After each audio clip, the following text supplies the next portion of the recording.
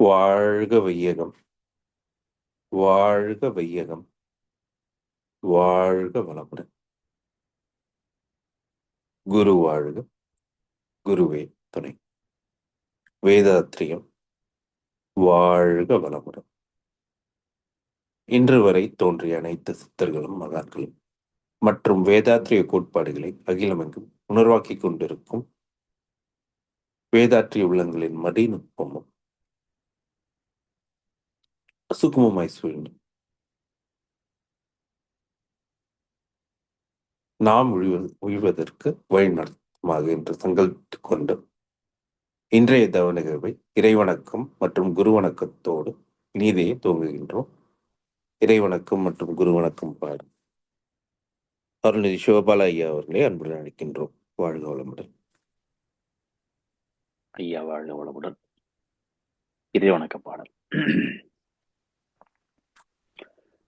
அழுத்தமெனும் முந்து ஆற்றல் ஒன்றை கொண்டே, அழுத்தமெனும் முந்து ஆற்றல் ஒன்றை கொண்டே, அணுமுதலாய் அண்ட கோடி அனைத்தும் ஆக்கி, அணுமுதலாய் அண்ட கோடி அனைத்தும் ஆக்கி, வழுத்தும் ஓர் அறிவு முதல் ஐந்தும் ஆறும், வழுத்தும் ஓர் அறிவு முதல் ஐந்தும் ஆறும், வகை வகையாம் உயிரினங்கள் தோற்றுவித்து, முழு திறனுடன் காத்து முடிக்கும் மேலாம், முழு திறனுடன் காத்து முடிக்கும் மேலாம், முழுமுதற் பொருளே நம் அறிவாயாற்றும், முழுமுதற் பொருளே நம் அறிவாயாற்றும், பழுத்த நிலை வரும் வரையில் நீ நான் என்போம், பழுத்த நிலை வரும் வரையில் நீ நான் என்போம், பதமடைந்தோம் பதமடைந்தோம் ஒன்றானோம் பரமானந்தம். குரு வணக்கப்படும்.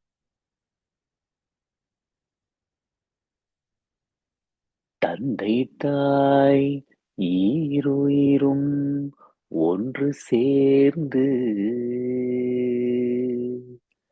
தலைத்ததொரு உடலாகி உலகில் வந்தே, அந்த ஈருயிர் வினைகள் அறமோ மற்றோ அளித்த பதிவுகள் எல்லாம் என் சொத்தாச்சே,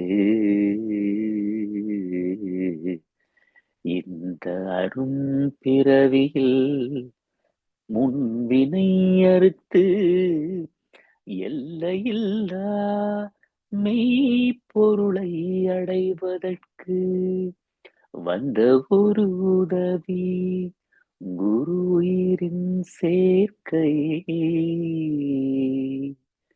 வணங்கி குரு திருவடியை வாழ்த்தி வாழ்வோ, குரு திருவடியை வாழ்த்தி வாழ்வோ. வாழ்க வளமுடன். நன்றிங்கய்யா. வாழ்க வளமுடன். இன்றைய நாடி சுத்தி செய்ய தொடங்குவோம்.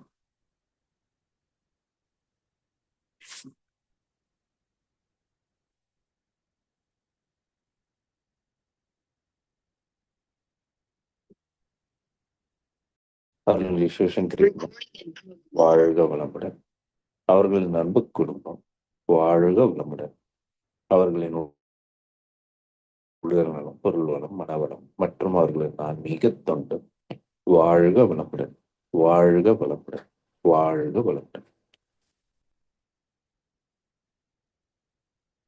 தவத்தினை தொடர்ந்து இன்றைய ஞானமும் வாழ்வும் தொகுப்பிலிருந்து மகரிஷி எழுதிய பாடலுக்கு விளக்கம் அளிக்கும் மூத்த பேராசிரியர் அருள்நிதி கோதை கோவிந்தராஜன் அம்மா அவர்களை அன்புடன் அழைக்கின்றோம். வாழ்க வளமுடன் அம்மா. வாழ்க வளமுடன் ஐயா. வாழ்க வையகம், வாழ்க வையகம், வாழ்க வளமுடன். குரு வாழ்க, குருவே துணை. ஆசான் அருட்தந்தை வேதாத்ரி மகரிஷி அவர்கள் நம்மோடு சூக்குமமாக நிறைந்திருந்து நம்மை என்றென்றும் வழிநடத்துவாராக. இன்றைய காலை அமர்விலே இணைய வழியே இணைந்துள்ள அனைத்து வேதாத்திரிய உறவுகளுக்கும் இனிய காலை மாலை வணக்கங்கள். வாழ்க வளமுடன். அருமையானதொரு துரிய அதீத தவம் ஆழமாக வழிநடத்திய அம்மா அவர்களுக்கு மனமார்ந்த நன்றிகளும் வாழ்த்துக்களும். இன்றைய ஞானமும் வாழ்வும் கவி தலைப்பு வித்துக்கு வித்தே அருட்பேராற்றல் அப்படிங்கிற தலைப்புல மகரிஷி கொடுத்திருக்கக்கூடிய கவி. வித்து உயிர் சீவகாந்தம் மனம் புலன்கள் விந்தை போல அணு அடுக்காய் அமைந்து இயங்கும். சித்து உடல் இயக்கங்கள் தொடர்பு உணர்ந்தால் சிவன் சீவனாய் விளங்கும் உண்மை காண்போம். நித்தம் ஒரு சுழல் தன்னைத்தானே சுற்றும் நில உலகு அதன் மைய கவர்ச்சியாலே எத்தனையோ வேறுபட்ட விரைவு ஊக்கி எழில் உடலை வளர்த்து காத்து அளித்தல் பாரி. இதற்கு முன்னாடி பாடல்கள்ல ஜீவகாந்தத்தை மகரிஷி நல்லா புரிந்து கொள்ளும் வகையில ஒரு 3 பாடல்களாக கொடுத்திருந்தாங்க ஜீவகாந்தம் என்ற தலைப்பில. இப்போ அடுத்ததாக காயகல்ப தத்துவத்துல முதல்ல நாம பார்க்கக்கூடிய அந்த பருவுடல், அந்த பருவுடலுக்கு மூலமாக இருக்கக்கூடிய அந்த வித்து குழம்பு, இது ரெண்டையும் அடிப்படையாக வைத்தது போல அமைஞ்சிருக்கு இந்த பாடல். வித்து அப்படின்னா விதை அப்படின்னு ஒரு பொருள் உண்டு இல்லையா? நமக்கான விதை, ஒரு மரம் வருவதற்கு விதை என்பது ரொம்ப முக்கியமான ஒன்று. அப்ப அந்த விதை போல இருக்கக்கூடிய உயிர்களுக்கு மூலமாக, ஆறறிவு படைத்த மனித குலத்திற்கு மூலமாக இருக்கக்கூடியது அந்த வித்து. அந்த வித்துக்கு வித்தே அருட்பேராற்றல் அப்படிங்கிறதுல ஒரு ஒரு சின்ன ஒரு சூட்சுமமாக மகிழ்ச்சி சொல்லக்கூடியது, இந்த விதைக்கு மூலமாக இருப்பது எது? அந்த எல்லையற்ற பேராற்றல். இங்க முதல்ல சொல்லக்கூடிய வித்து என்பது நமக்கெல்லாம் மூலப்பொருளாக உருவாகும் பொருளாக இருக்கக்கூடிய அந்த ஜீவ வித்து குழம்பு. அந்த வித்துக்கு விதையாக இருப்பது எது அப்படின்னா நம்முடைய மூலமாக இருக்கக்கூடிய அந்த அருட்பேராற்றலை இந்த பாடல் மூலமாக மகரிஷி குறிப்பிடுறாங்க. வித்து உயிர் ஜீவகாந்தம் மனம் புலன்கள் விந்தை போல அணு அடுக்காய் அமைந்து இயங்கும். இப்போ இந்த இடத்துல மகரிஷி குறிப்பிடுவது மனித உயிர்களை பற்றிய ஒரு விஷயம். இந்த உலகத்துல எல்லாவற்றையும் பார்த்தா 2ஆக பிரிப்பாங்க இல்லையா? அசேதன பொருட்கள், உயிருள்ள பொருட்கள் அப்படின்னு பிரிக்கிறோம். இப்ப இந்த 2க்கும் உள்ள மாறுபாடு என்ன அப்படிங்கிறத மகரிஷி ரொம்ப சிறப்பா ஒரு கவியில சொல்லுவாங்க.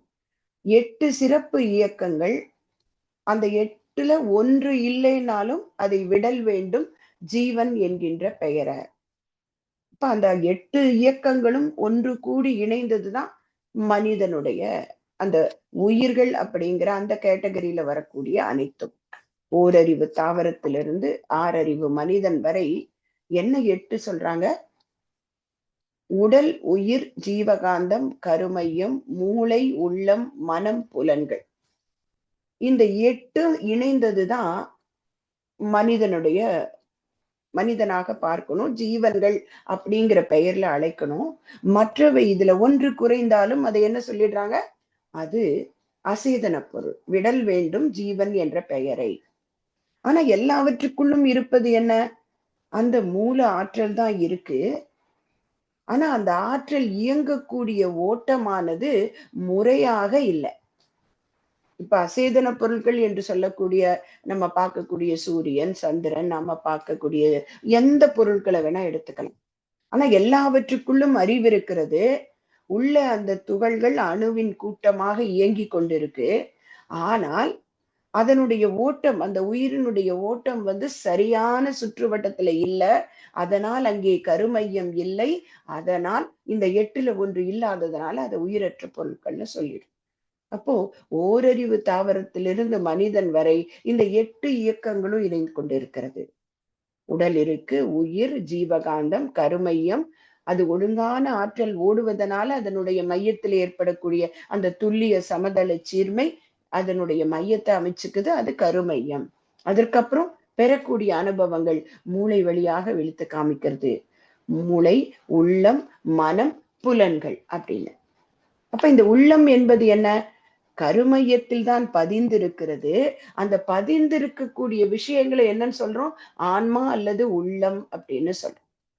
அடுத்தது மனம் என்பது அது ஒரு டூலாக இருக்கு. அதோட வேலை என்ன? எல்லாவற்றையும் வாங்கி இறுக்கி சுருக்கி வச்சுக்குது, திரும்பவும் எடுத்து காண்பிக்குது மூளை வழியாக.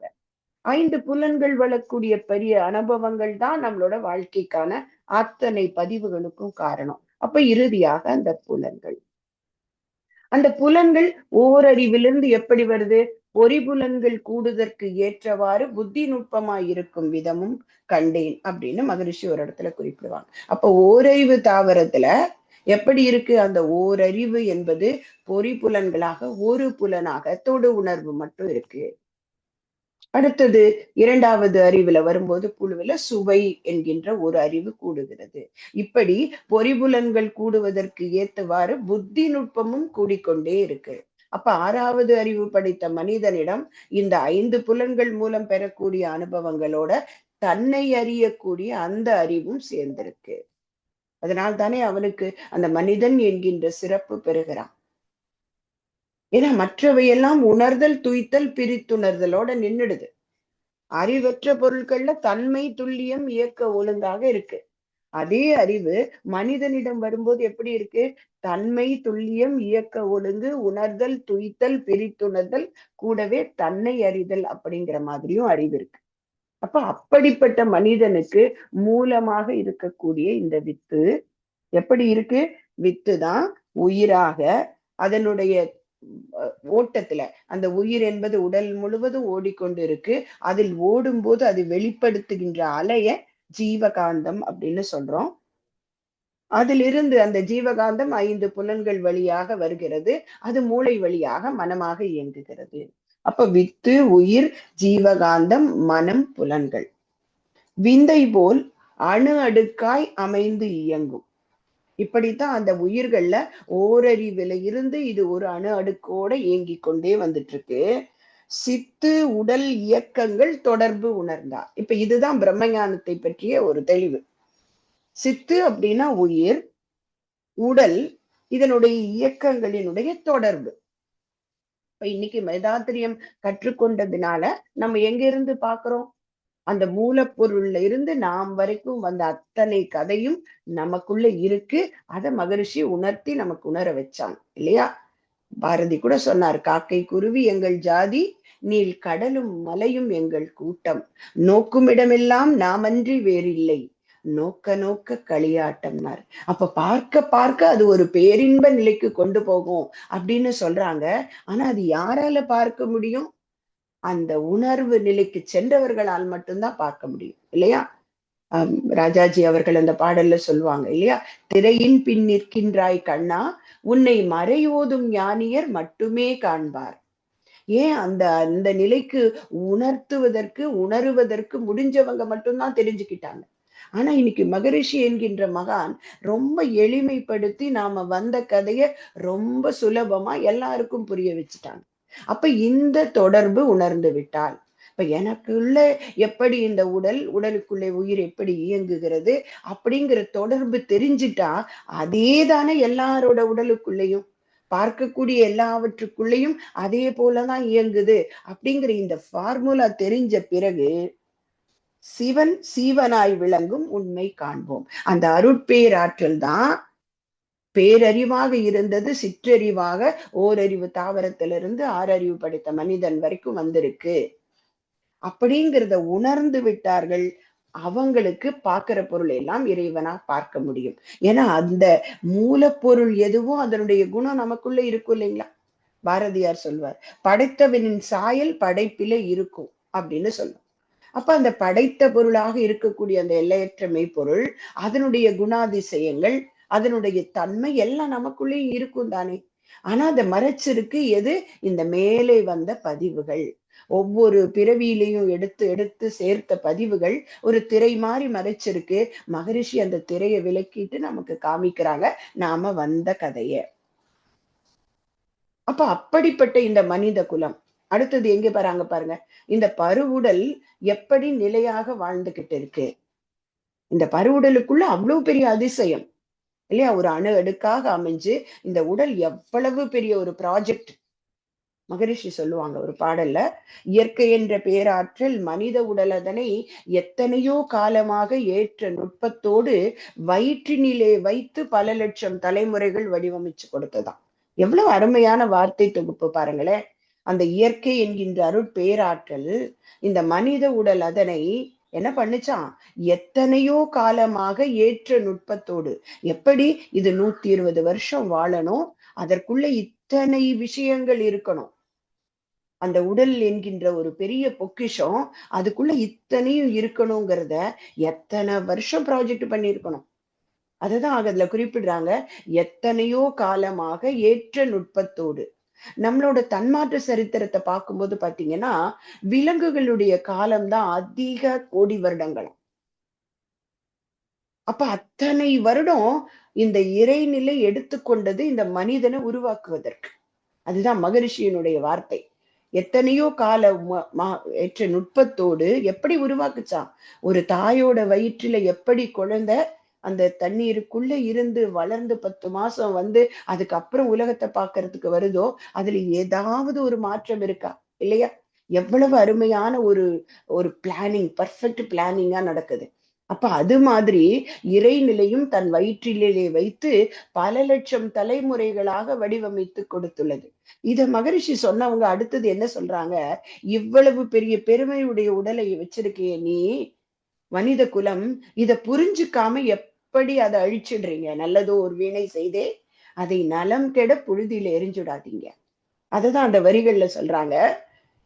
இந்த உண்மையினை மனிதன் மறந்து முயற்சியினை தன் முனைப்பில் ஆழ்த்தி இன்பம் மிகையாக எவ்வுறுப்பால் துய்த்து கெடுத்தாலும்.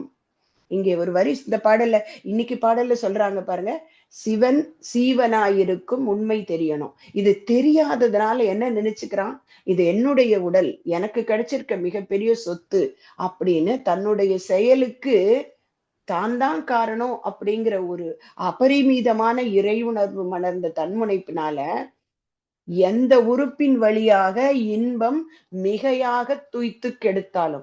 மகரிஷி ரொம்ப அருமையாக வார்த்தை பிரயோகம் பண்ணுவாங்க. இன்பம் அனுபவித்துன்னு போடல இல்லையா? அது இயற்கை, மனிதன் வாழ்க்கையில அனுபவிக்கணும். ஆனால் இன்பம் மிகையாக எவ்வுறுப்பால் துய்த்து கெடுத்தாலும், எந்த உறுப்பின் வழியாக அதிகமான இன்பம் துய்த்தாலும் பயிற்சி தரும் பாடம் போல் அவ்வுறுப்பின் வழியே பல நாட்கள் வருந்த ஏற்று நோய் விளையும் பாரீர். அப்ப அப்படிப்பட்ட ஒரு உடல், அந்த உடல் எங்கே வசிக்கிறோம் நம்ம இல்லையா? நம்ம ஒவ்வொருத்தரும் ஒவ்வொரு இடத்துல வசிக்கிறோம் இன்னைக்கு கேட்டோம்னா. ஏன்னா வசிக்கின்ற இடம் வேற, வாழும் இடம் வேற. வசித்தல் என்பது இப்போ ஒருத்தர் நீங்க அமெரிக்கால இருக்கிறவங்க இருக்கீங்க, இங்க சென்னையில இருக்கோம், இந்த தமிழ்நாட்டுல, இந்தியால எங்கெங்க எல்லாமோ வசித்து கொண்டு இருக்கோம். ஆனா எல்லாரும் எங்கே வாழறோம் அப்படின்னா இந்த பூமிங்கிற ஒரு அருமையான கோளின் மேலதான் வாழ்ந்துட்டு இருக்கோம். இன்னும் எத்தனையோ கோள்கள் அங்கெல்லாம் மனித குலம் இருக்கா தெரியல, ஆராய்ச்சி நடந்துகிட்டு இருக்கு. ஆனா இங்கே மட்டும்தான் இந்த 5 பௌதீக பிரிவுகளும் சரிவிகிதமாக இணைந்து ஓரறிவு முதல் 6 அறிவு வரைக்கும் உயிர்கள் உருவாகி அவை அத்தனையும் வளமாக வாழ்வதற்கு ஏற்ற இடம் இந்த பூமி. மகரிஷி இந்த பூமியை பத்தி ரொம்ப பெருமையா சொல்வாங்க. இந்த பாடல்கள்லாம் ஏற்கனவே ஞானமும் வாழ்வும்ல இருந்ததுதான், நம்ம ஏற்கனவே வந்திருக்கோம். இருந்தாலும் நம்ம இன்னைக்கு அதை ஒரு இதுக்காக எடுத்துக்கலாம். பல பலவாம் அண்டத்துள் ஒன்றான பாரண்டத்தின் சிறப்பு எளிதோ சொல்ல. நாம வசிக்கக்கூடிய இந்த பெரிய பூமி, இதனுடைய பெருமையை சொல்ல முடியுமா? நிலப்பரப்பை நீர்ப்பரப்பை யூகித்தாலும் நெடுங்கடலுள் நிலம் நடுவில் அடங்கியுள்ள சில பொருளை கண்டாலும் சிந்தனைக்கு எட்டா, சிறிதும் எட்டா ரகசியங்கள் கோடா கோடி. விலகி சுழன்றே மிதந்து இந்த பூமி வெய்யோனை சுற்றி வரும் விதம்தான் என்னே அப்படின்னு சொல்லும். இப்ப நாம வாழக்கூடிய இந்த பூமி எவ்வளவு ஒரு பெருமை வாய்ந்தது. இதை நம்ம தெரிஞ்சுக்கிட்டோம்னு சொல்றோம். இன்னைக்கு இப்ப ஒரு கொஞ்ச நேரத்துக்கு முன்னாடி ஒரு காட்சி, ஒரு ஷார்ட்ஸ் பார்த்தபோது 2 கடல், உலகத்துல ஒரு ஏரியால 2 கடல் இணைகிறது. அந்த இணையக்கூடிய இடத்துல இணைவது தெரிகிறது. ஆனா இரண்டும் தன்னுடைய நிலையில, கலர்ல இணைந்து மாறவே இல்லை. அது எப்போதுமே அந்த வித்தியாசத்தோடு இருக்கிறது. இந்த கடலினுடைய நீர் ஒரு நிறமா இருக்கு, இந்த பக்கம் இருக்கக்கூடிய கடலினுடைய நீரம் ஒரு மாதிரி இருக்கு. இரண்டும் இணைகிறது. ஆனால் தன்னை இன்னொன்று மாற்றுவதற்கு அனுமதிப்பதில்லை. இது எவ்வளவு பெரிய இயற்கையினுடைய விஷயம் இல்லையா? நாம இங்க பார்த்திருக்கோம் கன்னியாகுமரியில, இன்னும் நிறைய படத்துல பார்த்திருப்போம். 3 கடல்கள் சங்கமிக்கிறது. கலர்ல வித்தியாசம் தெரிஞ்சாலும் சேரும் போது அத்தனையும் ஒன்றுக்குள் ஒன்று இணைந்து விடும். ஆனா அந்த மாதிரியும் இயற்கை இருக்கு. அப்ப இவ்வளவு அதிசயமான இந்த பூமி, இது எத்தனை விஷயங்களை உள்ள வச்சிருக்கு இல்லையா? இந்த பூமிங்கிறது மகரிஷி சொல்லுவாங்க இல்லையா? அதாவது கடவுள் பற்றி பேசும்போதெல்லாம் சொல்லுவாங்க இல்லையா? கடவுள் ஒரு கதவை மூடினால் இன்னொரு கதவை திறப்பார் அப்படின்னு சாதாரண வழக்குல சொல்லுவாங்க. ஒரு மனிதனுக்கு ஒரு ஒரு பாசிட்டிவிட்டி கொடுக்கறதுக்காக. ஆனா சுவாமிஜி அதுக்கு சொல்லுவாங்க, இல்லை இல்லை, அது தவறு. கடவுள் இன்னொரு கதவை திறந்து வச்சுட்டு தான் இந்த கதவை மூடுவார். ஏன்னா அவர் அன்பும் கருணையுமானவர் தானே.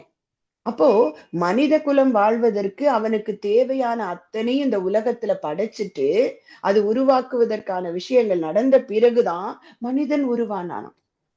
ஏன்னா இந்த பூமிக்குள்ள அத்தனை விஷயங்கள் இருக்கு. விதவிதமாய் உலோகங்கள், ரசாயனங்கள், விறுவிறுப்பாய் பாய்ந்தோடும் நீரின் ஓட்டம், பதமடைந்த எரிபொருள்கள் பரவி நிற்கும் பாதரசம், கந்தகம், பாஷாண வர்க்கம், நிதம் தனைத்தான் சுற்றும் இயக்கமான நெடுஞ்சுழலால் கூடுகின்ற காந்த சக்தி, அதனோடே ஆங்காங்கே பெருக்கிக் கொள்ளும் அதிசயமா மண்டமன்றோ இந்த பூமின்னு சொல்லும். அப்ப அது சுற்றி வருகிறது. அந்த சூரியனுடைய காந்த களத்துக்குள்ள ஒரு இடத்தை பிடிச்சு கொண்டு அது தன்னைத்தானே சுற்றுகிறது. சூரியனையும் சுற்றி வருகிறது. அதுக்குள்ள இருக்கக்கூடிய அத்தனை விஷயங்கள் இல்லையா? பஞ்சபூத நவகிரக தவத்துல மகரிஷி அழகா விளக்குவாங்க. இந்த கோள்களாகட்டும்,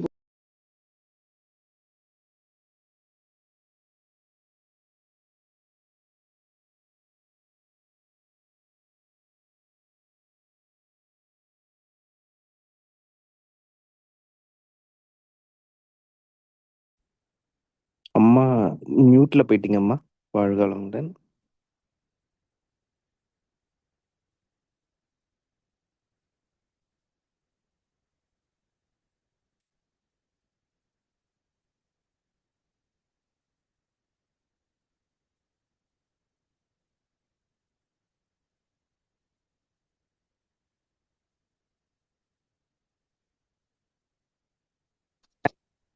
வாழ்க வளமுடன்.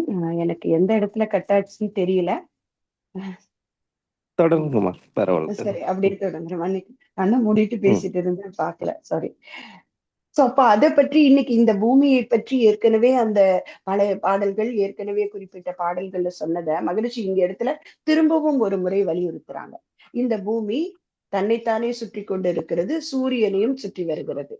அப்போ நித்தம் ஒரு சுழல் தன்னைத்தானே சுற்றும் நில உலகு, அது சுழலும் போது என்ன விஷயம் நடக்குது? அதன் மைய கவர்ச்சியாலே எத்தனையோ வேறுபட்ட விரைவு ஊக்கி அந்த விரைவும் ஏற்படுகிறது. அதனால் ஏற்படக்கூடிய தன்மை ஒரு சில நமக்கு எப்படி ஜீவகாந்தம் கிடைக்கிறதுங்கும் போது அதுல ஒன்றாக மகரிஷி குறிப்பிடுகிறது என்ன? பூமியினுடைய மையத்திலிருந்து வரக்கூடிய ஆற்றல் இல்லையா? அப்ப அது சுழலும் போது கனத்த பொருட்கள் மையம் நோக்கி இழுக்கிறது, லேசான பொருட்கள் வெளிநோக்கி தள்ளப்படுகிறது. அந்த துல்லிய சமதள சீர்மையின் அடிப்படையில். அதனாலதானே நமக்கு முதுமையின்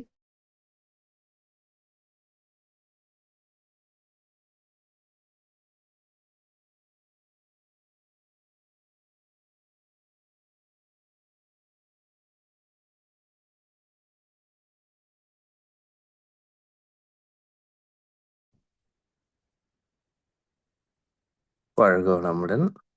அம்மாக்கு இணைப்புல பிரச்சனை இருக்குன்னு நினைக்கிறேன்.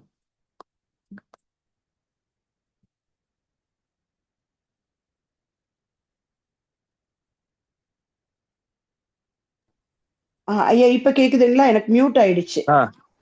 சரி சரி, வாழ்க வளம், வாழ்க தொடங்குமா. வளம். வாழ்க வளம். வாழ்க வளம். மன்னிக்கணும். சோ அப்போ தினம்தோறும் ஒரு சுழல் சுழல் இந்த மகரிஷி கூட சொல்லுவாங்க இல்லைங்களா, ஒரு நாளைக்கு 1000 மைல் வேகத்துல இந்த பூமி சுற்றி கொண்டு இருக்கிறது. ஏன் நம்ம எல்லாம் வெளியே போய் விழறதில்ல? அதுக்கு காரணம் என்ன? அந்த துல்லிய சமதள சீர்மையினால. அப்ப அது அங்கே ஈர்த்து பிடித்து காத்து கொண்டிருக்கு. ஏன்னா அதனுடைய குணமும் அந்த எல்லையற்ற இறைநிலையினுடைய குணம் தானே. மகரிஷி ஒரு இடத்துல சொல்லுவாங்க, ஒன்றுமில்லாத ஒன்றுதான் அந்த அருட்பேராற்றல். ஆனா அது ஒன்றுமில்லாத ஒன்றுன்னு யாரு சொல்லுவாங்க? புலனுணர்வின் அளவில் நின்றுன்னு ஒரு பாடல்ல சொல்லுவாங்க.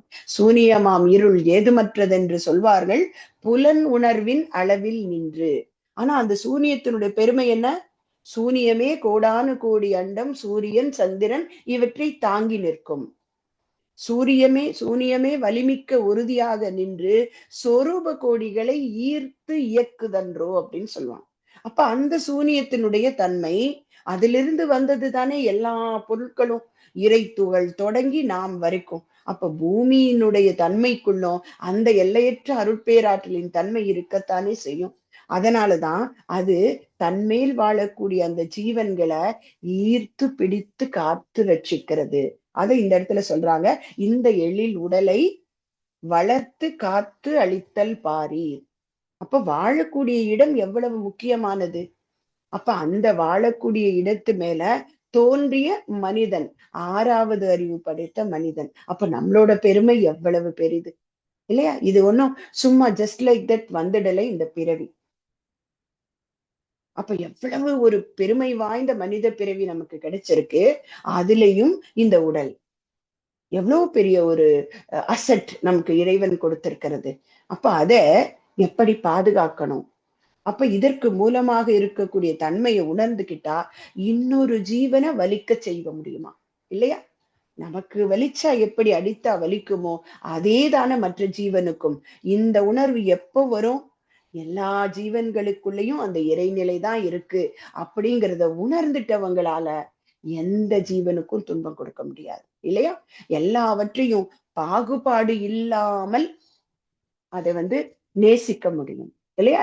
எந்த மாதிரி இருந்தவங்களா இருந்தாலும், எவ்வளவு மகரிஷியும் ஒரு பாடல்ல சொல்லுவாங்க, எவ்வளவு தப்பு செஞ்சவங்களா இருந்தாலும் பரவாயில்ல, பஞ்சமா பாதகங்கள் செய்தோரேனும் பகுத்தறிவால் விளைவறிந்து எண்ணி எண்ணி சஞ்சலத்தில் ஆழ்ந்த உள்ளம் துருக்கத்தால் சன்மார்க்க நிலை காண துடித்து நின்றார். ஆனா நம்ம எவ்வளவு வேறுபாடு பார்க்கிறோம். யாரோ ஒருத்தர் ஒரு தவறு செய்துட்டாங்கன்னா அந்த தவறை அடிப்படையாக வச்சு அவங்களை தள்ளி வைக்கிறோம் இல்லையா? பைபிள்ல கூட சொல்லப்படும், பாவத்தை வெறுக்கலாம், ஆனா அதை செய்தவர் பாவிகளை வெறுக்காதீர்கள்.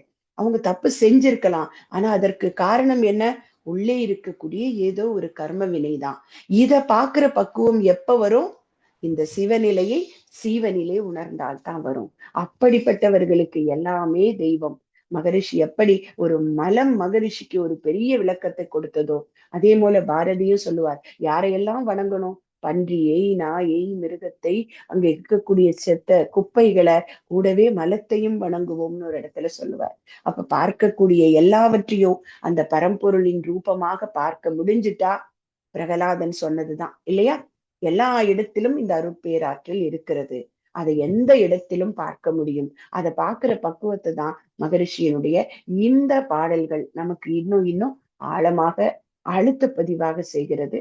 அதை திரும்பவும் ஒரு முறை எடுத்து நம்ம ரீபிரிண்ட் திரும்பியும் ரெஃப்ரெஷ் பண்ணிக்கிறதுக்கு இந்த வாய்ப்புகள் நமக்கு ரொம்ப ரொம்ப உதவியாக இருக்கு. அருமையான இந்த பாடலுக்கு விளக்கமளிக்க வாய்ப்பளித்த அன்புள்ளங்களுக்கு நன்றி பாராட்டி அமைகிறேன். நன்றி. வாழ்க வளம். வாழ்க வளமுடன். அருமையான விளக்கம்.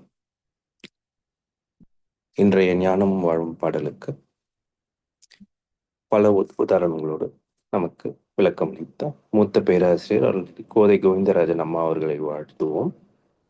அருள்நிதி கோதை கோவிந்தராஜன் அம்மா அவர்கள் வாழ்க வளமுடன். அவர்களின் அன்பு குடும்பம் வாழ்க வளமுடன்.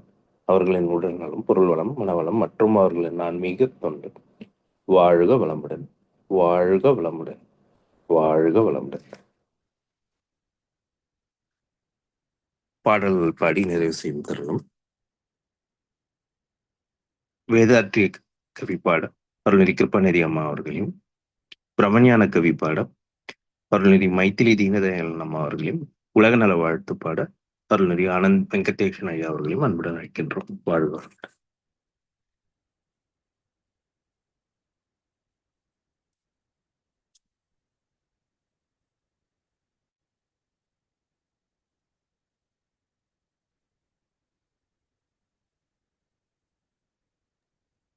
ஐயா வாழ்க வளமுடன்.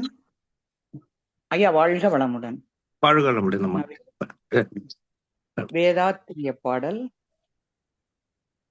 போரில்லா நல்லுலகம் பொருள் துறையில் சமநீதி நேர்மையான நீதிமுறை நிலவுலவுக்கோர் ஆட்சி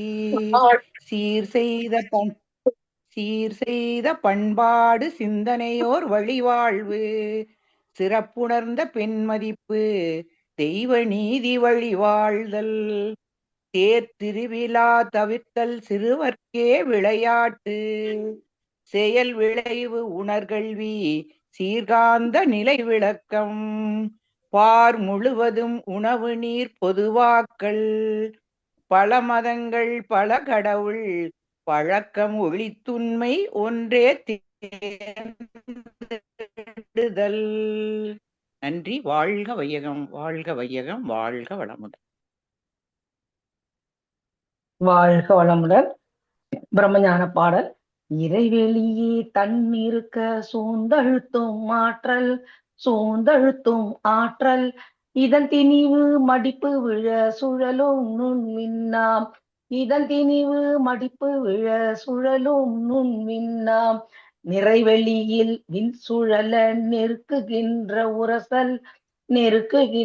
உரசல் நிலைவெளியில் எழுப்புகின்ற நேரலைகள் காந்தமாம்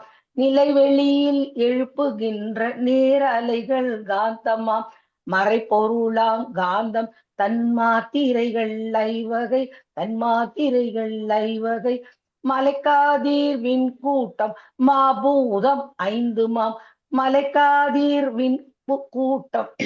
மாபூதம் ஐந்துமாம் முறையாய் அக்காந்த அலை மனமாம் உயிர் உடல்களில் மதி உயர்ந்து உண்மை பெற மா பிரம்ம ஞானமாம்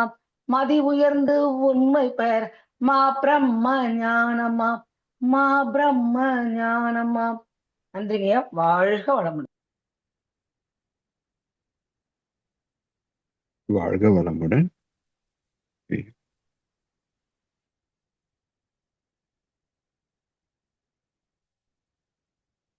வாழ்க வளமுடன் ஐயா. பாடுங்க.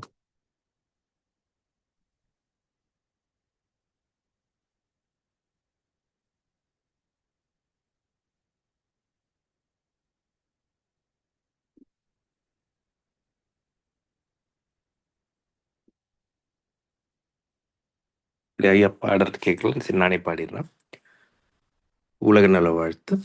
உலகமெல்லாம் பருவமழை ஒத்தபடி பெய்யட்டும், உழவரெல்லாம் தானியத்தை ஒப்புடனே பெருக்கட்டும், பல தொழில்கள் புரிகின்ற பாட்டாளி உயரட்டும், பகுத்துணர்வில் தொகுத்துணர்வு பண்பாட்டை உயர்த்தட்டும், கலகங்கள் போட்டி பகை கடந்த ஆட்சி நடக்கட்டும், கல்லாமை கடன் வறுமை கலங்கங்கள் மறையட்டும், நலவாழ்வை அளிக்கும் மெய்ஞான ஒளி வீசட்டும், நம் கடமை அறவாழ்வின் நாட்டத்தே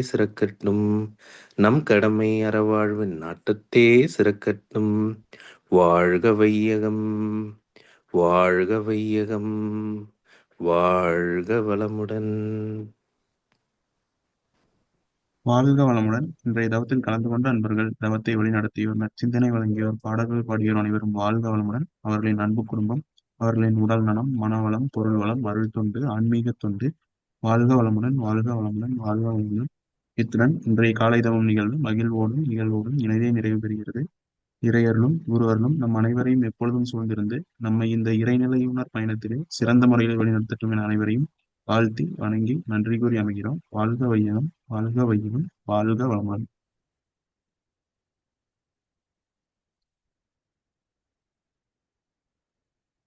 வாழ்க வளமுடன். அனைவருக்கும் நன்றிகள்.